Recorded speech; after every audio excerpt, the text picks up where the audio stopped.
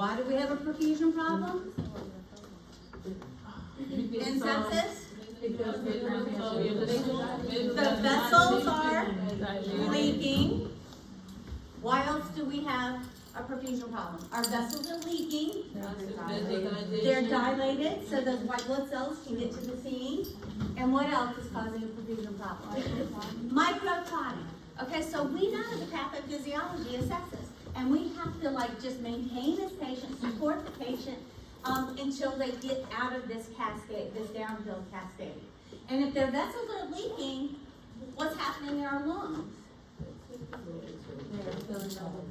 Yeah, they're getting fluid. So do we oxygenate well? No. So what's the response? What am I going to do if I'm not oxygenating well? You're going to what? I'm going to breathe fast to try to oxygenate, right? And so that's why that breathing fast is part of that Q-SOFA. It's also part of the surge criteria. It's very, very important that we count our respiratory rate. And like I said, when we were talking about Aaron Cookaway, I told y'all, during COVID, everybody in the hospital, so many people were not getting picked up for sepsis because the nursing assistants were going through the hospital and the respiratory rate on everybody in the hospital was 18 because we weren't counting the true respiratory rate. And we were delegating that very important assessment to the least trained person in the hospital. And so you see the flaw in that? So when we have nursing assistants that are working on our floor, we have to make sure that they know how crucial this data is and that we need them. They're part of our team and how much we're counting on them to get good data so we can respond to sepsis. That respiratory rate is crucial. And so many people were not identified as sepsis, with sepsis. So when we think about sepsis and we think hypoperfusion, then we want to assess our patient from head to toe for hypoperfusion. And by doing this, we are able to activate that zero column, where that is, that's on our page and in your handout. That zero column where everything is normal and right? So if we want to see perfusion to the brain, what are we going to assess? Last outcome score. And what should it be? Okay. Well, it should be 15, right? All right, and then if we're going to assess perfusion to our lungs, what are we going to calculate? And what should it be? Okay, what lab do I need? I need my ABGs, and what else do I need to know? FiO2 that they're on at the time of those ABGs. If I want perfusion of a heart, what do I need to get? And what should it be? Greater than equal to 70. And a normal patient, it should be greater than equal to 70. Greater than equal to 70. We drop our expectations for MAP when we start the vasopressors. So we don't use those toxic vasopressors. We want to use the least amount of vasopressors. But you memorize them for Fusion 3, everyone's MAP should be 70 or greater. Right? So that's what we want, a MAP of 70. That's our outcome. That's what we want, right? What about perfusion to the liver? What are we looking for? Bilirubin and the platelets. And platelets. What should our bilirubin be?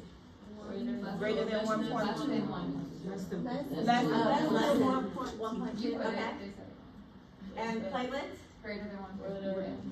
150 times 10 to the third, or 150,000, right? Or greater, right? All right, and then perfusion to the kidneys? Okay, and then we can also look at urine output. Okay. 0.5 to 1 mil per kg. Just figure 0.5 mils per kg per hour. Okay. All right, and then what's on the toes? What am I going to do down here in the toes? Time, and that should be Less than 2. Less than 3 seconds, right? So, and physicians will talk that don't have all these hemodynamics that we used in perfusion 3. They'll talk about what's coming out the hose, and what they're talking about is that urine output, And what's going on with the toes? They're talking about capillary refill time. What's going on? With opening the door, it's, I I told people in really services, want they're it. gonna turn the air on, but they haven't yet. Thank you. All right. So that is just, if you can draw that, if you can do this, and it has meaning to you, you just did that zero column. And you know, if the math is 50, they're gonna start getting points, right? And the more points they get, the worse the perfusion is. If their PF ratio is 200, they're gonna get points on that tool. And that means the perfusion's worse. So do we have that? All right, there's gonna be all kind of algorithms. Your hospital will have an algorithm to follow. Your patient comes in and they have a Q SOFA of 2 or greater, and you say yes. Now you're gonna look for organ dysfunction. So now you're gonna do the full SOFA, right? And if from the full SOFA we see they have sepsis, well then yes. So now we're gonna do the fluid bundles of to resuscitate, and that if they don't respond to fluids, you know, we give them all these fluids and they don't respond, well then we're gonna give them the vasopressor. We may give them several boluses, but a bolus is an intervention. So every time you do an intervention, you wanna go back and see how did they respond to that intervention. So you're gonna go, well, if I gave a fluid bolus, what would we expect our map to do? What would we expect them, somebody's unconscious? We gave them a fluid bolus, what would we think neurologically? Maybe they'll wake up, right? So we're looking for improvement of, signs of improved perfusion from head to toe. All right, and then of course septic shock, then we're going to, if they're in shock, they don't respond to the fluid boluses, we're gonna hang the vasopressors. And then we're gonna set the bar down to a map greater than or equal to 65, but not much greater than 65. We don't want to give them too much norepinephrine. So we learned in the 2021 guidelines, there's no one perfect tool. Unfortunately, back in 2017, we were all going Q SOFA, that's the tool, hands down, that's what we're all using. Now with more research, we're saying, well, this guy over here, this hospital over here is using like SIRS and Q SOFA, and this is what their screening tool looks like. So that's, unfortunately, that's what's going on now as of the 2021 guidelines. There's no one perfect assessment. So you just have to look at the tool that you're using. They're gonna have SEPS, they're gonna have SIRS, they're gonna have SOFA, Q SOFA, but they may use a Muse or a News tool. It's more complicated, but you may have components from there. So that's just the uneasiness of what you have to embrace, is look and see what tool you're using at your place. But there should be some protocol at your hospital where we say code sepsis, just like we say rapid response, or we say code STEMI. Yes? The News and the Muse, I've seen it like in the hospital, but I didn't see it in your notes. So do we need to know? No, you don't need to be know the aware of details. Be aware that there is Muse, and News is what they use in England and the UK, and Muse we hear in the United States. It's a big grid where you have to put numbers in. I can pull one up at break and show you what the Muse looks like, but it's complicated, and that's why anything that's complicated, us healthcare providers are going to mess up. So it's all about trying to make it easy. Q SOFA we can all memorize.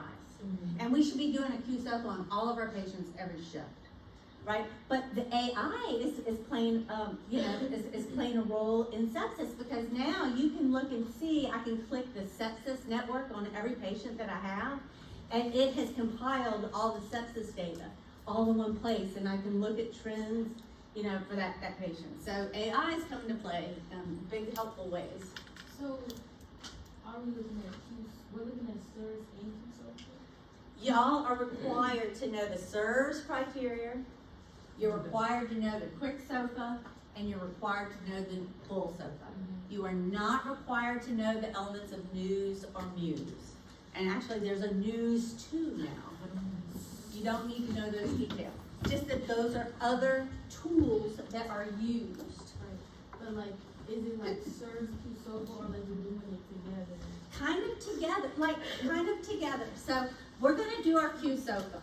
And if we get a 2 or 3, we're gonna go, we're gonna go, well, just a fever? That's part of the surge criteria, right? So that's gonna even make me more concerned. Some hospitals will do it the other way. They start with the SIRS, and then they go to the quick SOFA, full SOFA. So you're just gonna have to see what your hospital's using. So I'm gonna test you. Do you know the SIRS criteria? Can I show you a patient, and can you tell me what if their sepsis using the SIRS criteria? I can show you another patient. Can you tell me what their score is on the quick SOFA? I'll show you another patient that scored a 2 on their quick SOFA, and now can you tell me what data you're gonna collect? Or can you scan that data and say, okay, their MAP is 55, they're getting points, their platelets 20,000, they're getting points, right? They're not putting out any urine, or they're putting out 500 mils in a whole day, they're getting points. So you see, you need to be able to look at that and say, oh, they're doing bad. They're not my 0-column, normal, healthy, perfused patient. Does that make sense? Mm-hmm. So that shouldn't give you comfort. I don't try to be very obscure and give you situations that are very obscure. If you know this stuff, you're going to be able to apply it and answer the questions. And I just need y'all to have faith in me.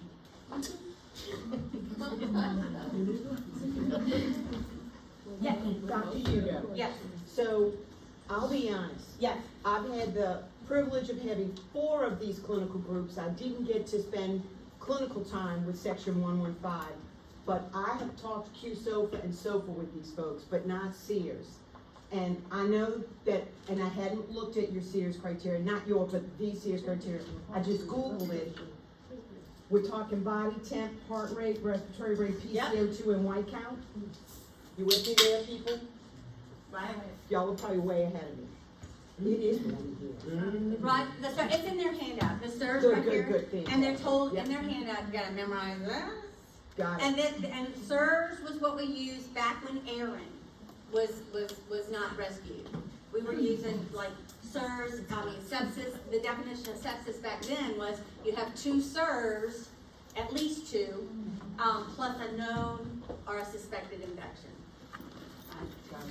But with the research over the years, sepsis is always changing. What is best practice? What does the research tell us? All right, so now we're going to do it this way. And the research is the most recent last 4 years of research that says, you know what, the QSOFA and SOFA is good, but so is SIRS, so is MUSE, so is NEWS. So your hospital may be using different algorithms. Just know what your algorithm is. You must know SIRS, QSOFA, full SOFA, okay, for testing. And then MUSE and NEWS exist, and they may be used too. Are we comfortable with that? Who's uncomfortable? I'm uncomfortable, but it's just Okay. because it's warm in here.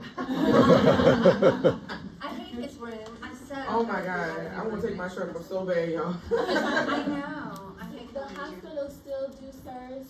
Yes. Okay. Yeah, and at break, I'll pull up like from the CDC. They have a couple of tools. There's one from, and I think I posted on the link to it on the discussion board about Wisconsin's model. And you can see how they use, they're looking at the SIRS criteria, check, check, check, check. They're looking at QSOFA, check, check. They're looking at the full SOFA, check, check, check. So they're using all of this, right? But if your hospital is using only the QSOFA, full SOFA model, then can you activate it from what we've learned today? Yeah, a 2 or 3, we would say, okay, they look like sepsis, code sepsis, let's do the full SOFA. I need to draw my lactate. After I draw my lactate, what am I gonna draw? You The call blood it. cultures, 2 different sides. After we get the blood cultures, what are we gonna do? The antibiotics, 2 broad-spectrum antibiotics, especially if they're hypertensive. And then what are we gonna do? Fluids. Then we're gonna bolus them with what? 30 mils per kid. Right? Of a crystalloid. We love the balanced crystalloid. We like that lactated ringers. Saline can work as well. It's a crystalloid. And then if they don't respond to that fluid bolus, Do it again. if they don't respond, then we're going to use the vasopressors, right? What if they do respond? What if we give them a fluid bolus and all of a sudden they wake up and their blood pressure went up, it's still not 100, systolic is still not 100, but they made a huge improvement. You may see a healthcare provider says, they like that, let's give them another bolus. So you may see a couple of boluses, before they start squeezing the vessels. If we give adequate fluid resuscitation and they do not respond, their blood pressure does not go up, what state are we in now? Septic shock. We're in septic shock. Septic shock is blood hypotension despite fluid resuscitation. Okay, so I think that y'all got that. Yes. Are we literally using passive leg raises after we've given a fluid bolus to reassess? If they you need more do fluid? a fluid bolus, you have to reassess them. And a passive leg raise is a wonderful way to see, do they need another fluid bolus? So let's say you give a fluid bolus, and now we do a passive leg raise. We raise their legs, and then we take another blood pressure. If we see that blood pressure go up, what are we thinking in our brain? What are we thinking? They're responding to the fluid. You think you give them more fluids? Why? Because they're responding well. They responded well to that 500 mils of fluid down in their legs that we bolused up to their core, and it made MAP go up, right? So it seemed like they liked that, right? I got a question, So we might give another fluid bolus. Yes, a passive leg raising is a wonderful assessment to see, do we need to give another bolus? So you do the passive leg raise before you reassess to see if the fluids, or is that part of the assessment? I might be thinking about it too critically. So when you do an intervention, like the 30 You give the mils per bolus. kilogram, you want to see how that patient responded. Mm-hmm. So we're gonna look and see, did that map of 50 go up to 60? Okay. That's good. Were they unconscious and now they open their eyes and they're kind of talking to us a little bit now? Is perfusion to the brain better? Yeah. All right. What about that capillary refill? It was 5 on the toes, and now that I gave that bolus, the capillary refill is 3. Are they better? So they looked like they responded to the fluids. Now, a good nurse is going to listen to the lungs, make sure that we didn't overload into the lungs. Now, if all of a sudden we got crackles in JVD, it's like, wait, stop. We can't kill them with our fluid boluses. So see, you're always having to assess your patient and deciding what they is the prudent thing to do next. I think more or less my question, I do understand, and I appreciate you for explaining it again, but I think my question was, would you do passive leg raise first and then get the vitals?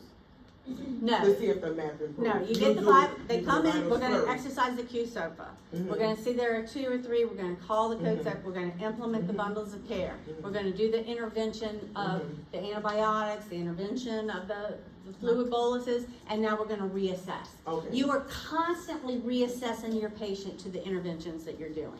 And if you give fluids, now we wanna see how did they respond to those So fluids. then you'll reassess immediately after the fluids to see if it worked or not. Yeah, we're gonna reassess.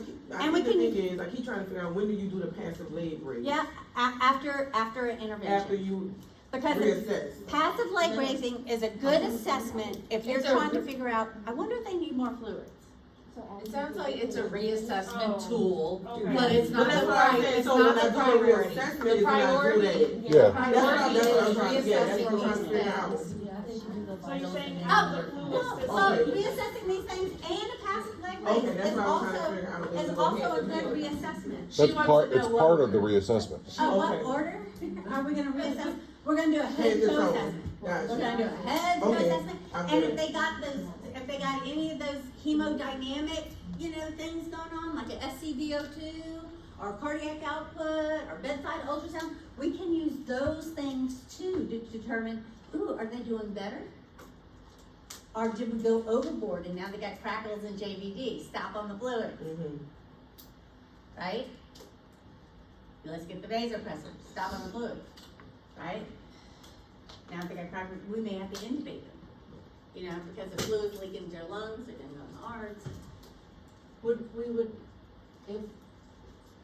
If they started getting fluid in their lungs, JVD, would we ever consider a diuretic? Yeah, so I know, it seems crazy. Would I give a diuretic to this guy? Well, if I need to get the fluid out the lungs, Yes. yeah. But I'm still gonna be giving him the IV fluid. Y'all, sepsis, the vessels are still leaking and they're still dilated, right? And so we have to just support this patient until they get out of this sepsis cascade. And that's why we have to put them on the ventilator. Because most of them are gonna leak in their lungs and develop ARDS, and their PF ratio is gonna go down low.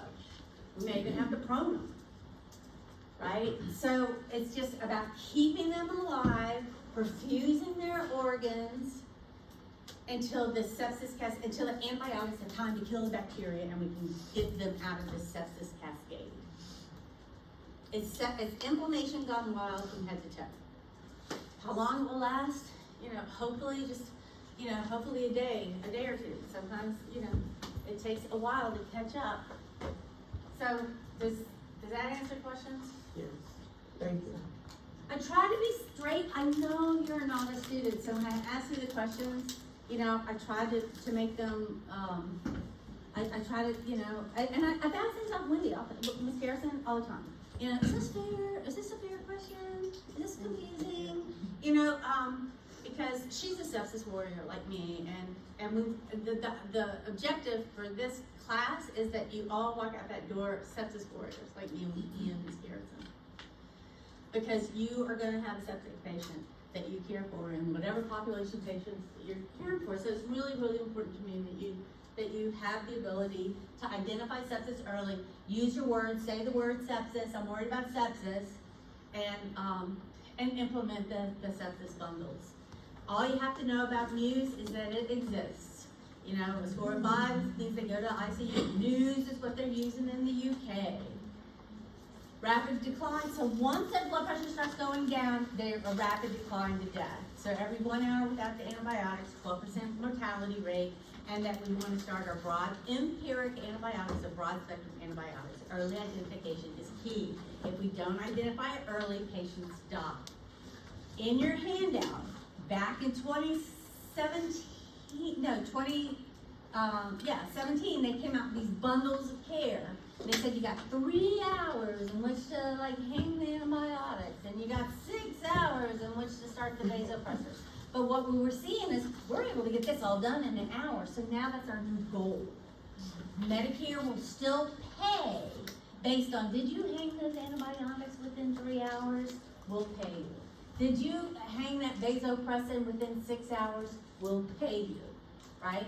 But our goal is to try to get it all done within that first hour. And that's why when you go to the ED notes on your patient, and you can see it in a timeline format, you click on that timeline format, and you can see 11:04, the patient came in. Here's their QSOFA score of a 3. 11:06, code sepsis call. And then you start to see the lactate results, blood pressures are gone, so you start to see the implementation of the bundles. And then, now it's at, 11:30, the bolus is given, but they didn't respond, so now at 11:40, we're hanging a vasopressor, so. Can you go back to rapid decline real quick? I'm sorry. Oh, thank you. Okay. All right.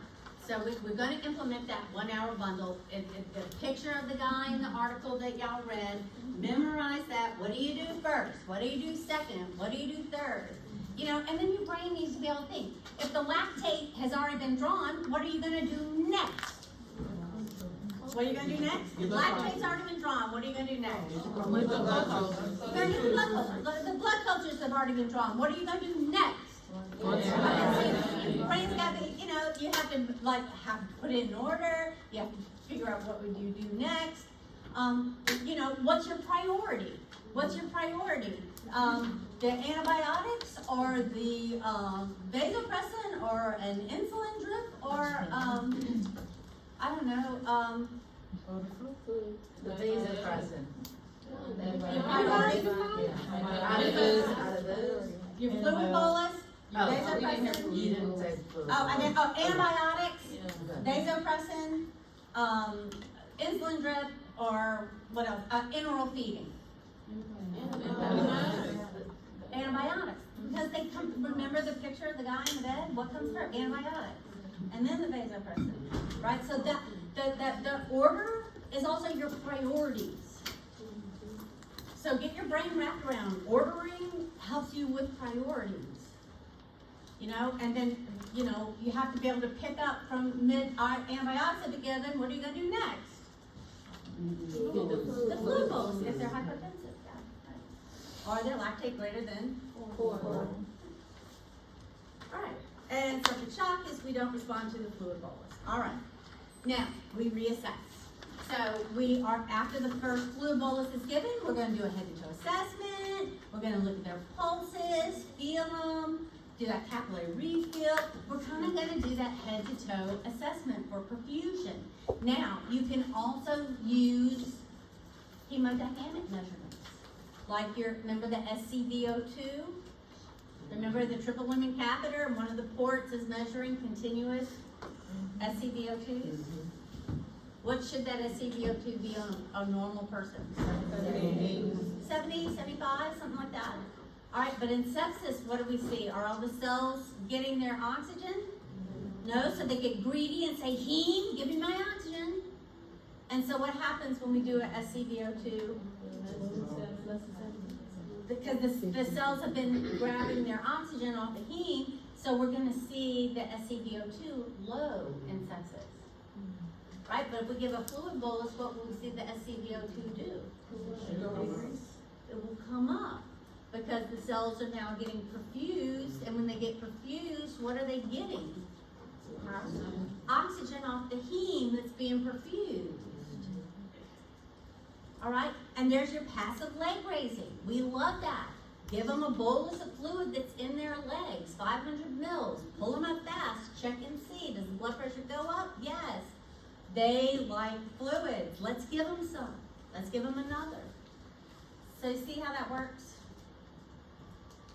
So, you know, I asked y'all to do some assessments in your book to apply the SIRS criteria and the QSOFA. And that made you practice applying the SIRS criteria in those little patient scenarios in your handbook. That will help you get test questions correct. And every 4 years, we reevaluate all the data that has been collected through research, and we decide what are we going to recommend now. Source control. When these people come into your ED, or you have a rapid response on the telemetry unit, whatever's going on, all of a sudden we hear a code sepsis. Well, you need to think, where is the infection coming from? Well, we have to find out. So, and if they come to the ED, that's why you see, like Aaron got an ultrasound ordered, or CAT scan ordered, you know, of the kidneys. If somebody's coughing up green, what test would you see ordered? They're coughing up green. What are they going to get? Sputum culture. Chest X-ray. Okay, all right, we'll get a sputum culture and a chest X-ray. Right? Is this full-blown pneumonia? Right? So we're going to do these diagnostic tests to try to find where's the source of the infection. It's very important because that's going to dictate what kind of antibiotics we use and what our treatment protocol is going to be. So and we recommend hang those antibiotics within 1 hour. We're not going to let what happened to Aaron happen again. And use those empiric antibiotics until we know our culture report. We're just going to give some general, empiric, broad spectrum antibiotics. So, if sepsis is definite, we're going to go ahead and immediately administer antimicrobial. Somebody asked me what's the difference between an antimicrobial and Antibiotics? We're getting old. Yeah, no different. Antibiotics are antimicrobials, right? You could have antifungals, you could have like different categories, but same thing. Antimicrobials, antibiotic of some sort.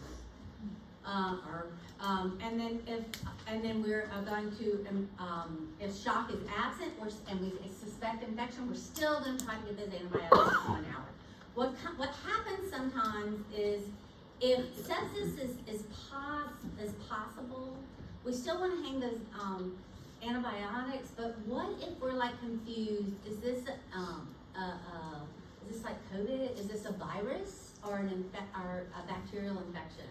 So sometimes we need like a little bit more time to kind of distinguish, is it bacterial or is it viral? So we get like a little bit more time before we decide if we're gonna act on a code sepsis or not. And I love this, I just went to a webinar. I go to a webinar at least once a month on sepsis, and this one was, new to me, and I thought, wow, this is cool. What if you get orders to give piperacillin and vancomycin, and you only have, let's just pretend you're in the situation where you only have one port to put it in, and let's say they're incompatible, you can't hang them at the same time for the Pfizer. Which one would you hang first? Shortest amount of time. Which one? Probably the bank, because they'll go faster. Oh yeah, so, and that's how I was thinking, whatever the one I could put in faster, I'm gonna do that, and the one that takes longer. That was the way I used to think too. But what I learned, what's new to me, so, and I just learned it, so it's not gonna be a test question, because I just learned this. But they said that those gram-negative bacteria are mean and create more havoc than the gram-positive. Vancomycin kills the gram-positive, so you want to hang the antibiotic that kills the gram-negative first. So you would hang the piperacillin first, and then, so that, see, so we're always learning. And I wouldn't have learned that if I wasn't a lifelong learner and always learning about sepsis. Dr. Udo, I just have to say something. Literally yesterday in clinical, Brianne, who were you with and Janisa, it was a heavy hitting, sick patient, resolving sepsis on Zosyn, and now he developed yeast, so he was on diflucan, and it was, the girls were like, and Brianne asked, all right, and they were compatible. We assessed for compatibility, they were compatible, we could give it to Weiss at the same time. But Brianne said, hey, what's the one that's gonna be hanging longer? And it was our Zosyn over 4 hours. So we piggybacked the diflucan into that. So there's so much thinking that you will do. That was a great thing that happened. And what Ms. Garrison is showing you too, every move we make, our brain is thinking and we're making a decision. Those are called clinical decisions, clinical judgment. And that's why, we're trying to make test questions where you have to apply judgment. Not just memorize 1, 2, 3, 4, but apply judgment. Oh, you gave a bolus and the passive leg raise showed the blood pressure goes up, so what might you do? Our judgment is give a bolus, right? So that was just a perfect example of trying to think on your feet all day long. We make like how many in ICU? How many decisions do we make a day in ICU? Like 200? Every 12-hour shift. Yeah, it's like, that's why we're tired when we go home. I want to just go watch TV where I don't have to think. But then most of y'all are going home doing homework with the kids and to still think. And that's why you're so tired. All right, the resuscitation is going to be the 30 mils per kg. We're going to use a crystalloid like normal saline, but we really like those balanced crystalloids like Kedron. All right, and then every time we give a bolus, we're going to go back and assess them. Did they like it? Now, if we give fluids, and we're giving lots and lots of fluids, let's say we're giving 6 liters of fluids, well, that's a lot of crystalloid. So you may see a healthcare provider say, well, let's hang a little albumin, and somebody asked me in the discussion board, why would you give albumin? And it's because that's a protein. And it's like a starch, it's a protein, and it's gonna keep fluid, it's gonna try to keep fluid inside those leaky vessels. And so you may see that when a lot of crystalloids are given. Why do we drop our target of a MAP we drop our target from our MAP of 70 down to 65? Why did we do that? We want them to try to go home with all extremities and not have amputations. And when we have the shock compiled with those vasopressors, vasoconstrictors, we see a lot of people are losing fingers, toes, hands, arms. Norepinephrine is our first vasopressor choice. If we go up and up and up on the vasopressor and up on the norepinephrine, and we expect their blood pressure to go up, their MAP to go up, right?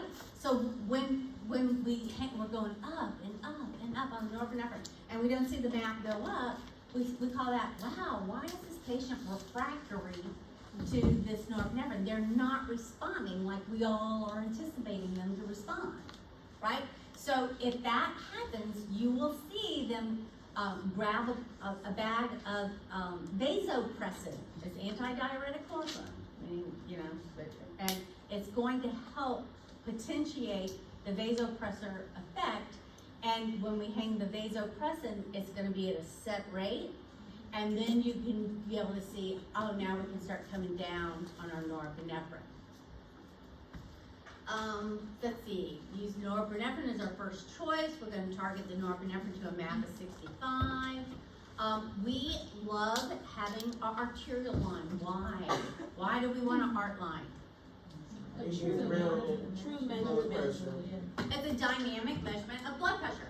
So I'm titrating up on this norepinephrine drip. I'm going up by 0.02 mics per kilogram per minute every 3 minutes. I want that blood pressure continuously. You know, with every beat of the heart, the art line is going to give us a systolic, diastolic, and a mean with every single beat of the heart. That's why it's constantly changing on your bedside monitor. So we like a dynamic assessment. We love that art line. And what else is so good about that art line? You can draw blood from it. Who's drawing blood out of our art line? Right, we don't have to go stick them, especially when they're third spacing and all swollen and having a hard time sticking for blood, right? We can get it right out that art line. We love art lines, right? So now everything you learned from Fusion 3 about art line care, you got to do on this patient. And then if they're refractory to the norepinephrine, what med might we think? Vasopressin, right? Now, what happens if their heart is not pumping well? What drug from Perfusion 3 might we pay? The Johnson. Butamine, because what kind of drug is that? Inotrope. And what do inotropes do? Heart contracts stronger. Yeah, so unfair. Sepsis is like, what did you learn in Oxygenation 1 about ARDS? You gotta do it for your patient. What did you learn in perfusion about hemodynamics and art lines? You gotta do it for your patient. So, what did you learn in acid base? You gotta do it now for your patient. So, we love hemodynamic assessments, and we like the dynamic assessments like the art line, better than that static little non-invasive blood pressure assessment. Lactate helps us guide resuscitation. It is low, weak recommendation, but it is used. You see it used in the UK, you know. So we said if we bolus them with fluids and their lactate was 7, what do we expect their lactate to be after the bolus? Lower than 7, right? Right, we would expect them to respond to that perfusion intervention. So in summary, start your resuscitation early. We have to identify sepsis early and announce it. We need to find that early source control. We need to give the fluids and the antibiotics, and we need to reassess their volume status. And then we're going to reassess our lactate. So pretty much like every 2 hours, you know, as you do these interventions, you'll reassess, you know, your lactate. After you give a bolus, you know, reassess the lactate. Are we doing better? And then people who have a code sepsis protocol at their hospital do better. So, and that's why we have been reporting, we have mandated reporting on sepsis. Just like y'all had that mandated reporting on the MI guide, the ST elevation, the code STEMI. Somebody's come in, code STEMI. How much time do we have to get that balloon inflated in the cath lab? 90 minutes. All right, see? And if you don't get it done in 90 minutes, what happens? We're not going to pay you. We're not going to pay you the full amount. Because that's how we make hospitals learn to behave right, you know, and act right. We hold the money back, right? So they're doing the same stuff now with sepsis. So as of 2024, Medicare's not going to be paying. If you don't get those bundles done, Medicare's not going to pay. Yeah. Dr. Udo, can you back up to your presser slide? There you go. For example, yesterday, bed H was on norepinephrine 0.7 mics per kilogram per minute. And I told the students, Dr. Udo is going to tell us that we start out at 0.02, so that was a lot of norepinephrine. Yeah. He was also on vasopressin. And he had an art line, and it's like 120/70 in the map, so we leave it alone. when do you make the decision, when you see the map falling, just to decrease or turn that sucker off? Okay, so that's a good question. Like somebody's on norepinephrine drip. When would you go up on the drip? When would you go down on the drip? When would you just say, ooh, we're right where I want? Yeah, I'm not gonna do anything with the drip. Or when would you go running into that room and turning it off? So when would you go running into the room and turn off norepinephrine? What would the patient look like if he's getting too much norepinephrine? Hypertensive? Huh? Whether they were hypertensive or Yeah, like so if you went to the bathroom and now you came back and took a break and you came back and you go, oh my God, my patient's blood pressure is 200 over I don't know, 150. Yeah. What would you do? You would run and say, oh my God, you cannot kill the patient with your intervention. Right? You would run and turn it off. Right? Ugh. All right. But what if you you went to the bathroom, had a drink, came back, and now, and you had the patient right where you want him, but you come in and you see a bedside monitor is ringing because your MAP is now 60. What would you do? We would go up 5.02 mics per person. What if you went into your patient's room, nothing's ringing, but you notice that their blood pressure is like, I don't know, I'm trying to 140 over 90? Okay, and what would that MAP? So let's say their MAP is 85. There you go. Okay? Decrease So decrease that. Uh-oh, went a little too much, right? So it's kind of like Goldilocks and the Three Bears. Do y'all know that nursery rhyme? Y'all know that whole story? Yes. So she goes, this porridge is too cold. This porridge is too hot. You know, this porridge is just right? So that's kind of how we are as nurses. We're kind of like Goldilocks. We don't want the MAP to be too high. We don't want it to be too low. We want it just right. So close to that 65. If your MAP is 70, you're good. If your MAP is 72, you're good, right? But if your MAP is 85, come on down. And I can't tell you that those are the magic numbers, but your judgment, exercise some judgment. If you had to, like, in your scenario, first one, and it's like, oh my God, 200 over 150. Go in there and turn that it thing off. Well, would you go ahead and do another head to toe? All right, so we're gonna turn it off because they are doing that because I gave them too much norepinephrine, right? So what I'm gonna do is stay with them until the blood pressure comes back down. I'm gonna have to turn it back on because their blood pressure is gonna come down. They're without this norepinephrine. But then I need to be, all right, MAP is coming down to 70, now it's coming down to 65.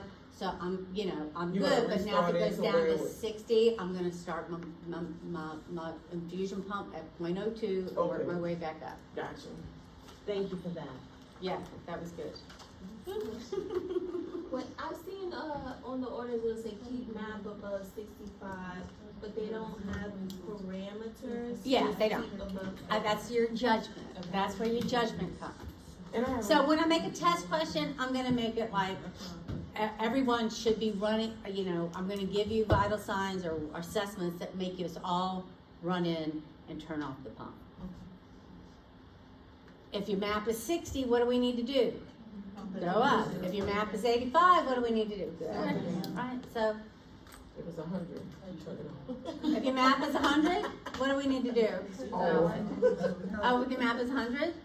Well, what would that blood, I don't know. What's the MAP of Oh, 100? I don't know. I don't know if I would run in and turn it off. I think I'd have to look at the blood pressure, but So I would come in order down. for it to be off, it's more or less the blood pressure versus the MAP. MAP is what's gonna guide our orders. So we're Right. looking at the MAP. Yeah, so MAP of 100, I don't know. It's When do you, 140 over 90. I just 140 crunched over some 90, numbers. I don't know if I would run in Yeah. and turn that off. Yeah. I would taper down. Okay. So you see, it's like, so we're looking, just like the Q-SOFA and the SIRS, we're constantly looking at other data. Yeah, MAP is driving me, but I can look at that blood pressure too and go 140 over 90. I'm not scared I'm killing them. I'm not killing them. I'm gonna taper down. Gotcha. 200 over 150, I'm killing them. I'm gonna cause a stroke. Don't kill the patient, turn it off. And Dr. You said 0.02, that's meals per kid. Usually that's the orders, we're gonna go up by 0.02 mics per kilogram. Every 3 minutes.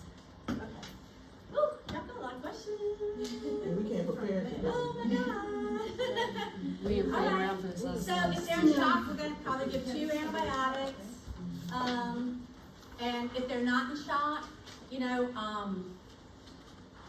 may only give 1 antibiotic.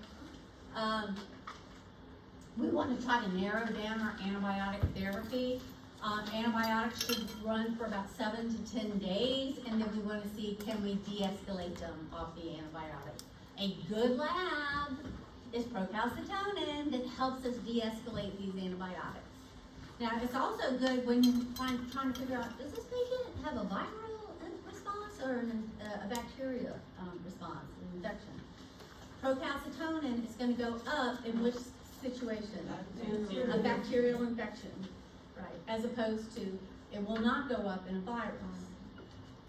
But our procalcitonin level, so if I come in and my procalcitonin level is a 5 and I start antibiotics, what do you think is going to happen to my procalcitonin level? It should come down. It's going to go down, right? Going to go back down to normal. Once it gets down to normal, we may say, hey, I don't need 10 days of antibiotics. We can stop after 7 days. Cortisol, we used to give hydrocortisone all the time, but now we're only if they're refractory. So if we start hanging the norepinephrine, they're refractory to the norepinephrine, we might see steroids ordered. Think ARDS. We learned when you studied ARDS, most of these ARDS patients are septic. I have been in septic shock, so all the ARDS stuff, that high peak, the low tidal volume, you're going to start seeing them need more and more oxygen, so the FiO2 is higher and higher. We're going to be calculating our PF ratio. Now, I don't want to indicate anything that was taught in level 1, but in sepsis, if their PF ratio, not level 1, in oxygenation 1, if their PF ratio is less than 150, prone or sepsis ARDS patient. I don't know what was taught in. You know what, I didn't give them that PF Okay. ratio Okay. less than 150, so thank you for giving them that. Okay. Better late than never. All right, so low tidal volumes, we're gonna do everything that we do with the ARDS patients. We don't wanna try to hurry up and intubate them if we can, try the high flow nasal cannula, first, but if they need to be intubated, then we'll intubate them. We're gonna do 2 glucose checks back to back. If it's 180 back this hour and then the next hour it's 180 again, then we're gonna have to do an insulin drip. But, we're gonna get our bundles of care done before we start talking about hanging the insulin drip. The insulin drip is not included in that 1 hour bundle. But we do need to control the glucose. Samples from the art line are better from the finger samples, and don't rush to dialysis. We remember, the patient is leaking from head to toe in the vessels, they're dilated head to toe.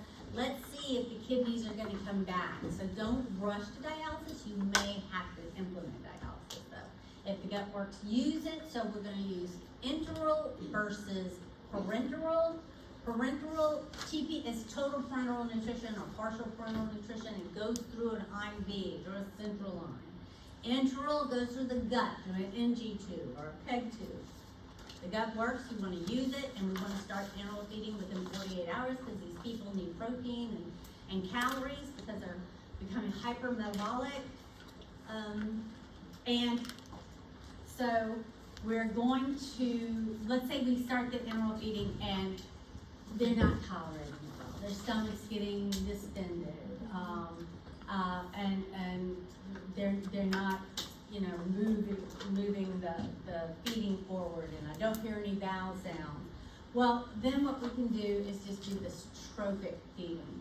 I think that Ms. John has called it trickle feeding. It's kind of slang for trophic feeding, meaning I'm going to give enteral feeding to this guy. It's no way near enough calories for him to get. He's not getting enough calories in a day through this, but what I'm doing is I'm stimulating his gut so that bacteria in his gut doesn't spill out. into his abdominal cavity. They call it translocation. So just that little trophic feeding can help prevent that mess from happening. All right, what was happening was nurses were doing, like, they have an NG tube, they got tube feeding, go through an NG tube, and the nurses constantly, checking the residuals. And this nurse was turning it off, this nurse was reducing the rate by half, we were doing all these different things, but what was happening is we were all making judgments to decrease the infusion, so the patient wasn't getting the nutrition that they needed. So, and we were starving our patients, and they're hypermetabolic, and they need calories, and we're not giving it to them, because all these freaking, worried nurses are like turning off the tube feeding. Every time we put their head down and move them up to the top of the bed, turning the tube feeding off. Every time we send them off to go get some kind of diagnostic test, turn off the tube feeding, so they were constantly getting the tube feeding turned off. So that's why this new suggestion is don't do residual checks unless the stomach's out to here, it's tight, it's hyper, what do you call it? It sounds like there's a lot of fluid in their abdomen. Well, then you would do residuals, and then, oh God, you just got over a liter in here. You probably hook it up to suction then. But only do residuals if you're worried. If you get assessments that make you worry about aspiration. Prokinetic agents will help prevent translocation. And we need to sit down with the family within 72 hours of being announced septic and septic shock to discuss where we're going to go from here.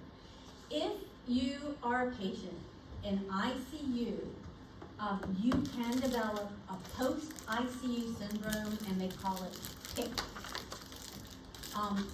If you're a patient in the ICU with sepsis, you can develop post-sepsis syndrome, PSS. They're the same. If there's a cognitive, mental, physical, emotional decline. So PSS can occur.